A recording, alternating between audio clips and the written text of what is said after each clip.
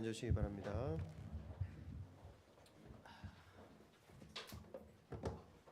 아멘. 여러분 반갑습니다. 오늘 비가 이렇게 와서요 기분이 너무 좋습니다. 이 봄비는 희망적인 거 아니겠습니까? 우리의 삶에도 이런 봄비가 촉촉히 내려서 여러분의 삶에 풍성하고 싱싱함이 가득하기를 바라고 싶습니다. 오늘 특별히 성찬 메시지를 우리 이성구 형제가 나눠줬는데 저희 교회의 나이대가 한 40, 50대가 가장 주류를 이루고 있거든요.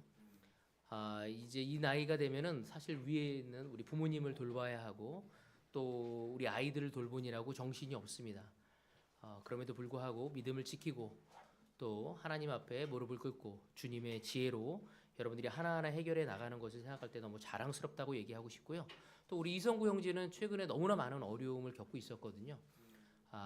오늘 메시지를 통해 우리가 어떻게 하나님을 바라봐야 할지를 알려주신 것에 대해서 다시 한번 감사의 말씀을 드리고 싶습니다. 우리 성구 형제에게 감사의 박수를. 아멘.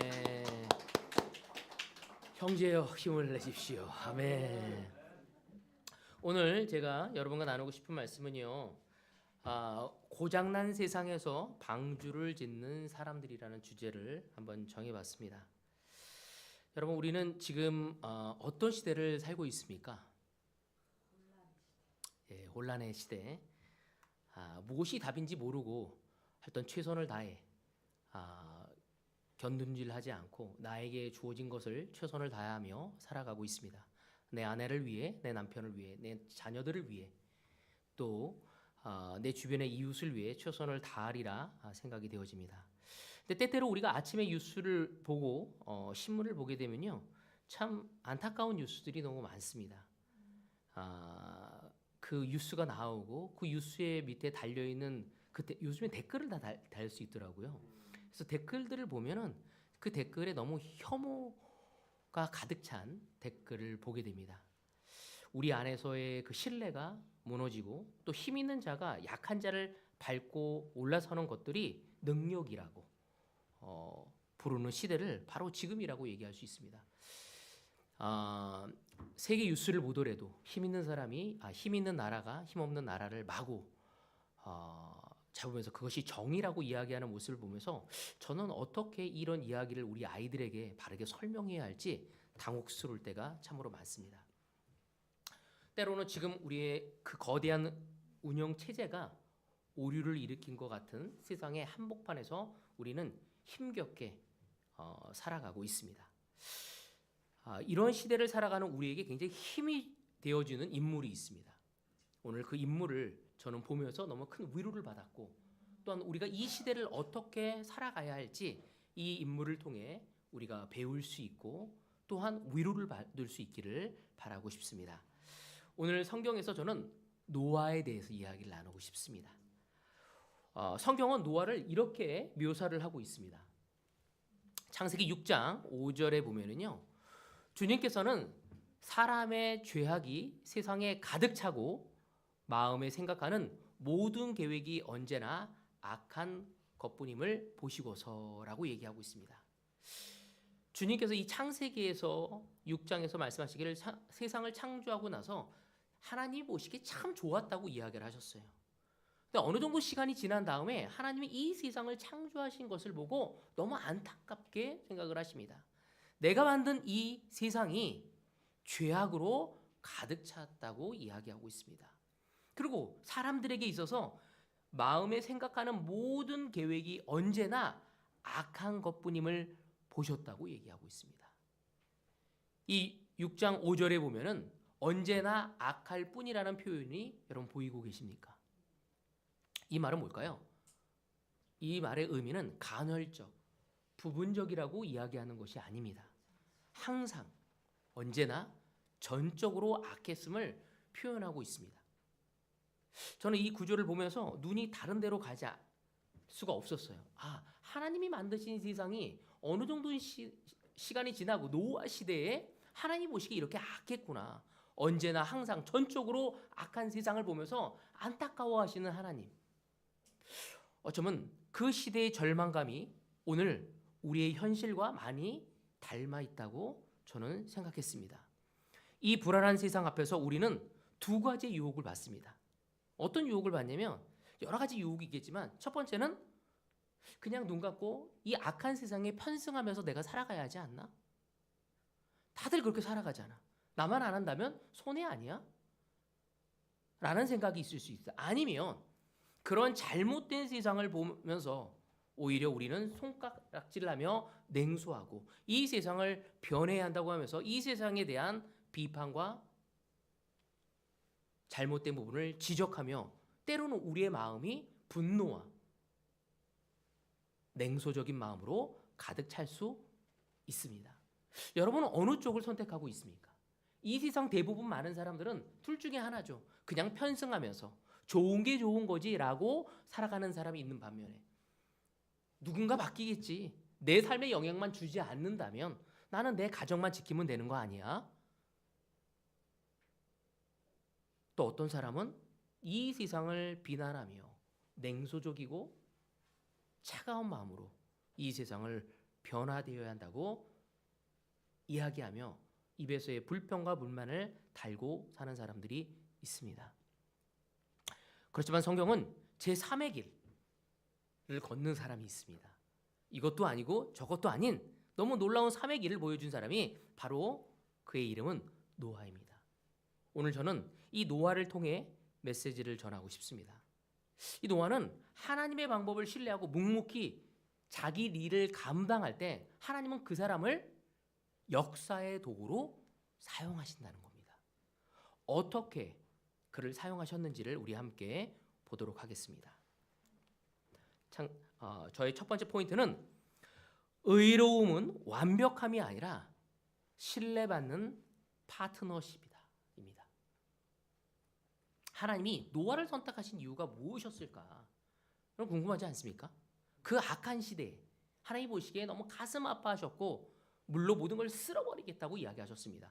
자기가 손도 만드신 그 세상 너무나 아름다웠는데 이 세상이 너무나 악해졌음을 보고 한탄하시며 괴로워하고 계셨을 때 그 노아는 어떻게 선택되어졌을까?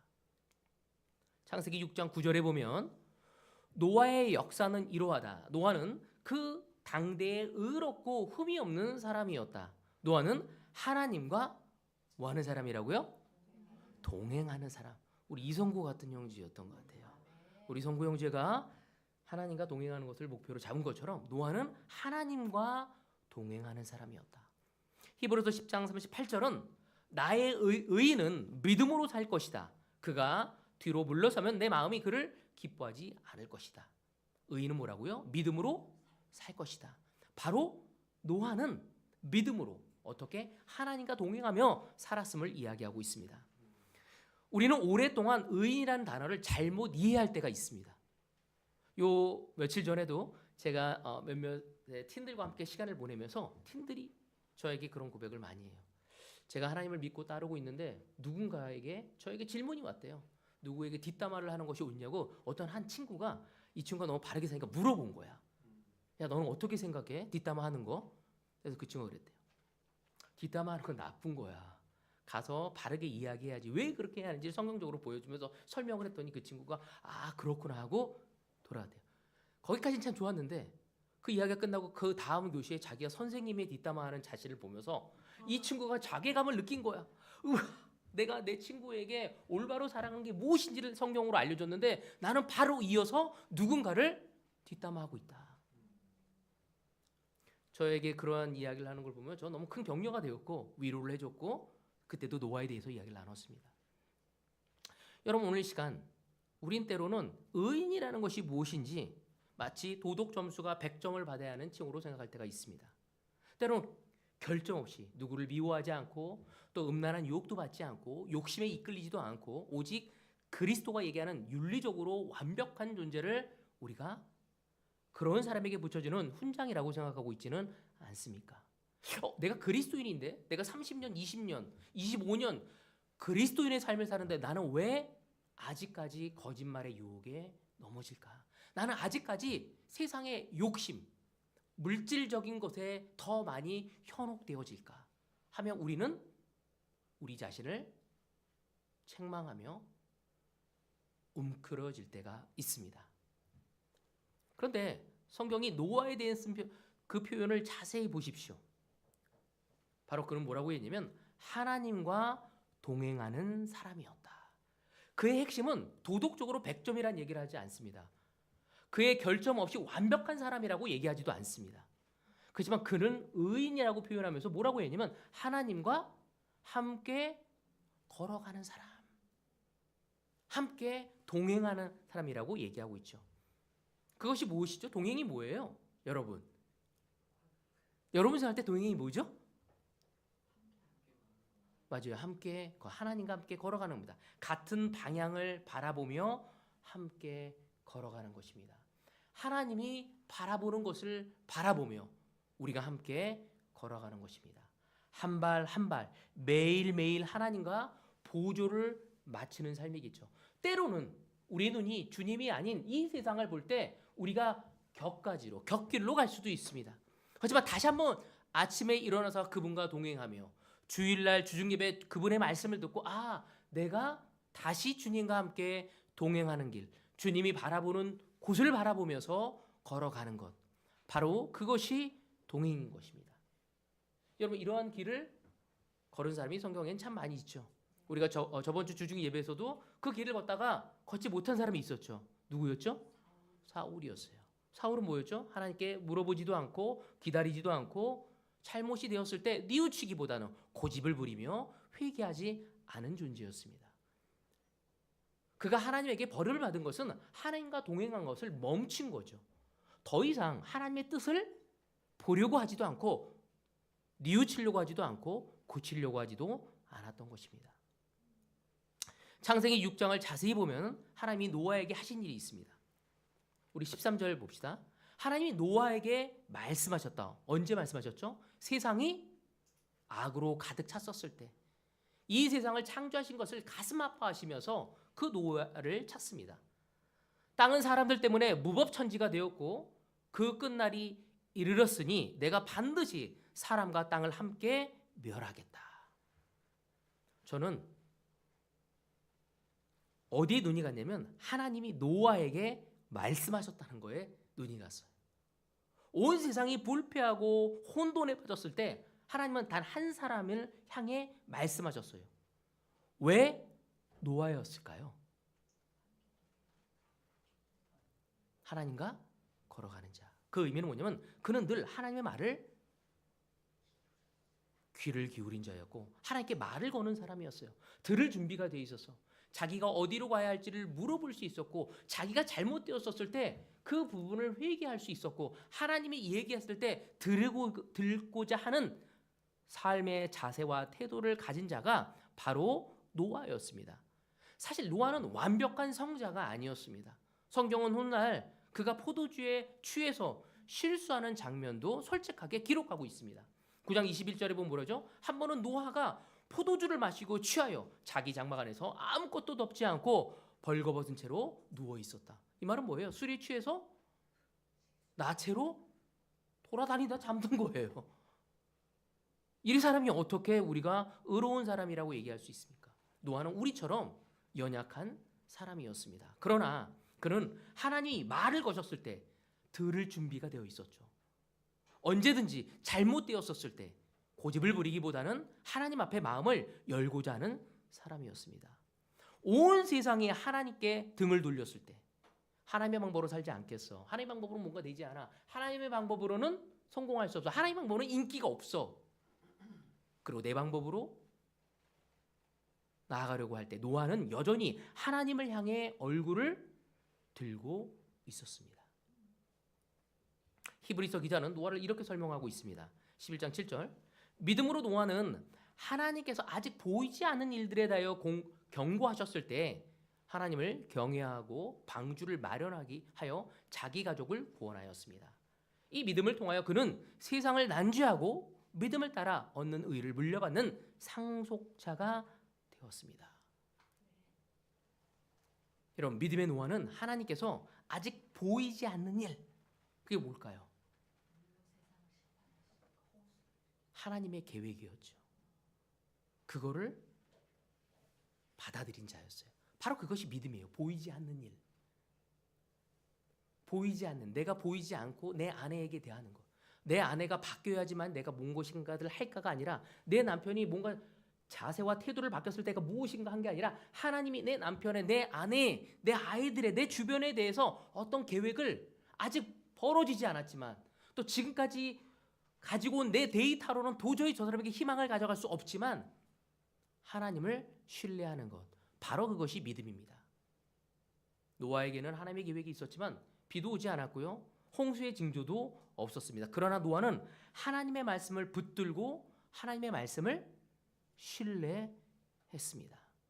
하나님이 노아를 선택하신 건 그가 완벽해서가 아니라 믿고 맡길 수 있는 예측 가능한 파트너였어요. 오늘 이 시간 우리는 생각해 봐야 합니다. 그는 예측 가능한 사람이었어요. 그게 무슨 말일까? 예측 가능하다는 것이. 투명한 사람이었다는 거죠. 앞에서도 뒤에서도 같은 사람이었어요. 여러분 그렇습니까? 완벽한 사람은 아니었지만 싫으면 싫은 티를 냈고 좋으면 좋은 티를 냈고 두려우면 두려운 티를 냈지만 하나님께 물어보며 가는 존재였죠. 아닌 척하지 않았다는 거예요. 한 척하지 않았다는 거예요. 보는 사람이 없어도 그는 같은 원칙으로 살아가는 사람이었죠. 교회에서 행동하는 것과 집에서 행동하는 것. 너무 안타까운 것은 우리 팀들이 또 프리틴들이 캠프를 갔었을 때 아이들이 성경 말씀을 듣고 서로 이제 디스커션을 하고 마음을 막 나누거든요. 그때 조심스럽게 눈물을 흘며 얘기해요. 사실 우리 아빠는, 사실 우리 엄마는 교회에서의, 집에서의 모습이 달라. 그들이 거기에서에 대한 괴로움을 느끼는 거죠. 여러분 오늘 여러분은 어떻습니까? 우리가 완벽하지 않더라도, 제가 어떤 한 틴하고도 시간을 보내면서 그 틴이 아버지에 대해서 이야기했을 때 아버지가 잘못됐을 때 자기에게 용서를 구할 수 있는 것. 아버지하고 며칠 전에 다퉜대요. 아직까지 해결이 되지 않았대요. 제가 가서 얘기하라고 했어요. 그리고 안 된다면 도움을 받자고 했어요. 그때 아버지가 아들에게 사과할 수 있고 아들이 아버지에게 사과할 수 있고 하나님께 하나가 되어지는 것. 바로 그것이 하나님이 주관하신 그 가정에서 이루어지는 것이겠죠. 형제자매 여러분, 하나님은 스펙 좋은 사람, 능력 좋은 사람, 재능이 많은 사람, 잘생기고 미모가 있고 말을 잘하는 사람을 선택하는 것이 아니라 하나님은 믿고 맡길 수 있는 사람. 그래서 고린도에서도 뭐라고 했습니까? 하나님의 청지기에게 주어진 유일한 것이 뭐라고 하죠? 맞아요. 신실함이라고 얘기하고 있어요. 저는 이 말씀이 떠올랐습니다. 누가복음 16장 10절에 보면 지극히 작은 일에 충실한 사람은 큰 일에도 충실하고 지극히 작은 일에 불의한 사람은 큰 일에도 불의하다. 하나님도 똑같이 보고 계십니다. 화려한 무대 위의 우리가 아니라 아무도 보지 않는 우리의 일상의 우리가 아주 작은 거라도 실천해 갈 수 있는 우리가 되어야지 한다는 거죠. 지금 여러분의 일상에서 아무도 보지 않는 곳에서 여러분 정직하십니까? 작은 약속을 끝까지 지키고 있습니까? 그 작은 신실함이 바로 하나님이 여러분에게 말을 걸 수 있는 통로, 문이 되어질 수 있는 것입니다. 오늘 저희 첫 번째 포인트는 하나님은 완벽한 사람이 아닌, 이 시대가 악하고 어둡고 정말 하나님이 땅을 치며 가슴을 치며 통곡하는 이 세상을 바라보면서 이 세상을 변화시키기 위해 사람을 선택한다면 누군지, 그는 완벽한 사람이 아닌 신뢰할 수 있는 사람, 바로 하나님의 파트너가 되어질 수 있는 존재. 그의 자격은 앞뒤가 아주 작은 일에 충실한 사람이라고 이야기하고 있습니다. 두 번째, 하나님의 방법은 언제나 비상식적으로 보이는 방주 같다는 겁니다. 한번 노아를 생각해 보십시오. 이 세상이 너무 엉망이야. 근데 서로 먹고 마시며 쾌락을 즐기고 있는 이 세상, 좋은 게 좋은 거라고 생각하고 내 배가 부르고 내가 즐거우면 다 끝나는 거야. 근데 하나님은 그 노아에게 이 세상을 구원하기에 뭘 하라고 하죠? 배를 만들라고요. 방주를 만들라고 합니다. 폭우가 올 거라고 얘기하고 세상이 물에 잠길 거라고, 물로 모든 걸 쓸어버리겠다고 얘기하죠. 하나님은 그에게 맑은 날 산 꼭대기에 배를 지으라고 얘기합니다. 노아에게 주신 그 사명을 한번 생각해 보십시오. 얼마나 황답니까? 왜 하필이면 꼭대기에서 지라고 하지? 좀 낮은 데서 하는 게 더 편할 거 아니에요. 비가 오지 않는 날에 배를 지어야 하고 좀 꾸물꾸물하고 그래야지 우산 갖고 나가지 않습니까? 쨍쨍한데 우산 갖고 나가는 것도 귀찮아요. 근데 그 쨍쨍한 날에 더워 죽겠는데 배를 지어야 돼요. 홍수가 온다고. 아무리 봐도 비가 올 것 같지 않은데. 그리고 산 위에서 지고 그것도 몇 년을 짓습니까? 성경학자들은 100년에서 120년이라고 얘기하고 있습니다. 하나님이 노아에게 주신 사명은 솔직히 말이 안 되는 것이었어요.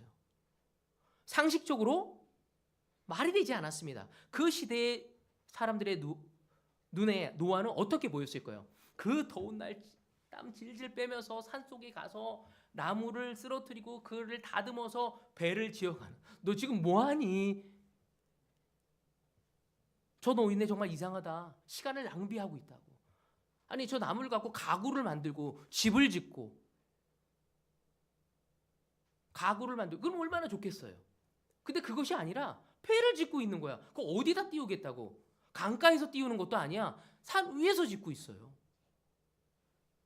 이웃들은 그를 보며 혀를 찼을 것입니다. 여기서 여러분에게 질문 하나 드리고 싶어요. 여러분은 하나님의 방법이 비상식적으로 보일 때 어떻게 하십니까? 우리는 보통 이렇게 합니다. 이 방법은 세상에 통하지 않아. 예수님은 2000년 전에 분이셨어. 예수님이 2000년 이후에 지금이 왔다면 좀 다르게 얘기하지 않았을까? 좀 더 현실적으로 해야 하지 않을까? 근데 노아는 달랐습니다. 우리는 믿음의 본질을 만나야 합니다. 창세기 6장 22절 노아는 하나님이 명하신 대로 하였다. 꼭 그대로 하였다. 이 한 문장이 노아의 그 위대함을 이야기하고 있죠. 그렇지 않습니까? 어떻게 했다고요? 꼭 그대로 하였다고 이야기하고 있습니다. 히브리 원어로 보면 단순히 순종이 아닙니다. 빠짐없이 정확히 끝까지라는 의미를 가지고 있습니다. 하나님의 방법이 이해되지 않을 때, 사람들이 비웃을 때, 수십 년이 지나도 아무리 일어나지 않는 것처럼 보일 때도 노아는 주님이 만드신 그 설계도를 바꾸지 않았습니다. 오늘 한번 생각해 봤으면 좋겠어요. 여러분들이 처음 하나님을 알고 제자가 되고 결정하고 나서 그 하나님의 영적인 방주를 만드는 노력하고 최선을 다한 것에서 혹시 그 설계도를 바꾸지 않았습니까? 내가 예상하기로는 이대로 주면 이렇게 되어야 하는 거 아니야? 내 예상대로는 내 남편한테 이렇게 했을 때 남편이 이렇게 와야 하는데 내 예상대로는 이렇게 아이들에게 했었을 때 얘네들이 이렇게 나한테 반응해 줘야 하는데 내가 세상에서 이렇게 하나님의 방법도 이렇게 하면 세상에서 이러한 것들이 나에게 와줘야 하는데 이거 뭔가 좀 이상한데? 이게 안 통하는 거 아니야? 참으로 놀랍게 노아는 이해가 되지 않던 세상의 눈에 이상하게 여기던 그런 거에 상관없이 그는 하나님의 설계도를 신뢰했다는 것입니다. 여러분, 말이 100년에서 120년이죠. 저는 제 개인적으로 하나님을 믿고 따르는 지 36년이 되었는데 그 36년이 되어진 내 삶을 바라봤을 때 36년 동안 나 뭐 한 거지? 라고 느낄 때가 있어요. 뭔가 잘못된 거 아니야? 노아는 저에게 도전을 주었어요. 잠언 3장 5절에서 6절입니다. 너의 마음을 다하여 주님을 신뢰하고 너의 명철을 의지하지 말아라. 내가 하는 모든 일에서 주님을 인정하여라. 그러면 주님께서 내가 가는 길을 곧게 하실 것이다. 여러분 이 구절에서 저는 빨간 걸로 제가 일부러 해놨어요. 왜 제 눈에 왔게 돼? 내 명철을 의지하지 말아라. 얼마나 도전적인 말씀입니까? 내가 가지고 있는 지식, 내가 가지고 있는 상식, 내가 가지고 있는 경험, 내가 할 수 있는 계산들을 내려놓고 하나님의 설계대를 신뢰하라는 것이에요. 바로 그것이 믿음입니다. 사람들이 100년 동안 이해하지 못한 그 배가 홍수가 났을 때, 홍수가 닥쳤을 때 세상의 유일한 희망이 되었습니다. 여러분, 지금 하나님이 주신 사명이 너무 평범하고 비효율적이라고 생각되어지고 보이십니까? 교회라는 곳이 2000년 전에 그 전통을 아직도 가져가려고 해? 지금 하늘을 나는 세상이고 달나라로 가야 할 지금 이 시대인데 너무 비효율적인 거 아닌가? 지금 하나님이 여러분에게 맡기신 자리가 혹시 너무 평범하고 눈에 뜨지 않는 것처럼 느껴지고 있지는 않습니까? 여러분, 자녀를 말씀으로 키우는 거, 직장에서 묵묵히 정직을 지키는 거, 교회 공동체 내에서 조용히 섬기는 것, 때로는 그것이 낭비 아닌가? 이 세상을 변화할 때 좀 밖으로 나가야 하는 거 아니야? 근데 그것이 바로 하나님의 설계도입니다. 홍수가 닥쳤을 때 그 설계대로 지어진 산만이 물 위에 뜨게 될 것입니다. 노아의 방주는 산 꼭대기에 아주 조용히 지어졌습니다. 하나님의 역작은 언제나 세상이 이해하지 못하는 자리에서 만들어집니다. 여러분, 하나님을 신뢰하는 것은 그것이 이해되지 않을 때도 끝까지 설계도를 붙들고 순종하는 것입니다. 그 순종해야 하는 그 현장 속에서 하나님은 역사를 만드시고 이루어 가실 것입니다. 오늘 여러분이 여러분의 아내에게, 오늘 여러분이 여러분의 남편에게 화가 났었을 때, 짜증 났을 때 주님의 방법으로 다가서는 것. 네가 나 짜증나게 했잖아. 이렇게 나가는 건 당연한 거 아니야? 여러분의 아이들이 여러분의 뜻대로 가지 않을 때, 여러분 아직도 하나님의 설계도를 신뢰하고 있습니까? 끝내는 하나님이 그것이 여러분의 믿음을, 이 세상의 홍수가 왔을 때, 여러분의 위험이 닥쳤을 때, 그때 여러분을 물 위로 잠기는 것이 아니라 띄우게 될 것입니다. 세 번째 뭐냐면 비난을 멈추고 방주를 지을 때 하나님이 그 손을 사용하신다는 것입니다. 노아에 대해 한 가지 놀라운 사실이 있습니다. 그게 뭐냐면 성경 어디에도 노아가 사람들을 향해 너희들 다 썩었어, 멸망받아 말당해 라고 외치는 기록이 없습니다. 근데 우리는 너무 쉽게 이 세상이 썩었다고 얘기하죠. 제가 너무 힘든 게 우리 아버지한테 가면 우리 아버지는 국민의힘을 굉장히 지지하시거든요. 이 대구 땅에서도 이재명 씨를 그렇게 많이 지지한다고 얘기했더니, 지지하고 있다고 했더니 눈이 멀었다고 얘기하시며 엄청나게 저에게 얘기하십니다. 제가 아버지한테 늘 그것은 정치인에 맡기고 아버지 우리는 판단하지 말고 그들이 잘할 수 있도록 기도해야 한다고. 그 얘기 들으면 나중에 그래야지 라고 하지만 또 제가 떠날 때쯤에 다시 한번 낭보를 하십니다. 베드로후서 2장 5절에 보면 그는 또 옛 세계를 아까워하지 않으시고 경건하지 않은 자들의 세계를 홍수로 덮으셨습니다. 그때 그는 정의를 부르짖던 사람인 노아와 그 가족 7사람만을 살려주셨습니다. 저는 노아에 대해서 공부하면서 너무 감동을 된 게 뭐냐면요, 노아는 세상을 향해 삿대질하지 않았어요. 그렇지만 세상과 속하지도 않았어요. 그는 하나님의 방법으로 그냥 살아갔어요. 근데 이 베드로후서에서 베드로는 뭐라고 하냐면 그는 정의를 부르짖던 사람인 노아라고 얘기하고 있어요.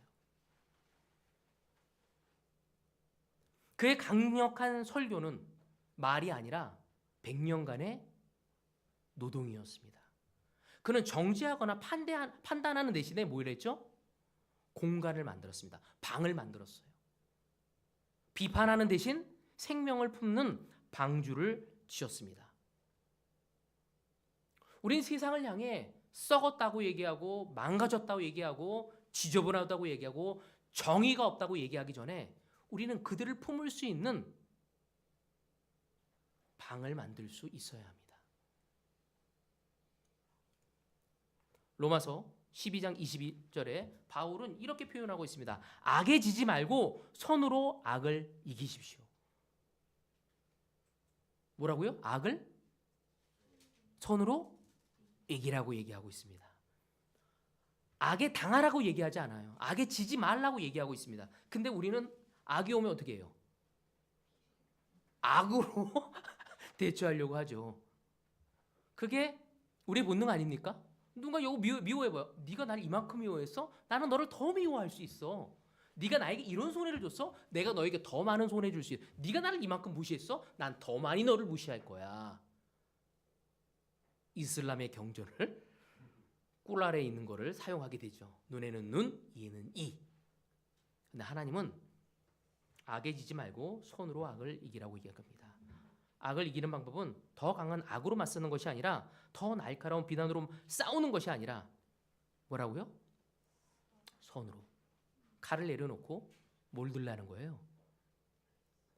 배를 지을 수 있는 망치를 들라는 것입니다. 망치를 듣고 우리가 지을 집을 지어야 함을 얘기하고 있어요. 사랑의 방을, 인내의 방을, 겸손의 방을, 친절함의 방을 우리는 지어가서 다른 사람이 와서 그 인내를 통해 쉼을 얻고 사랑을 통해 위로를 받고 격려를 통해 다시 힘을 북돋을 수 있는 방을 만들 수 있는 우리가 되어야 합니다. 저는 이걸 보면서 프리드리히 니체가 생각났어요.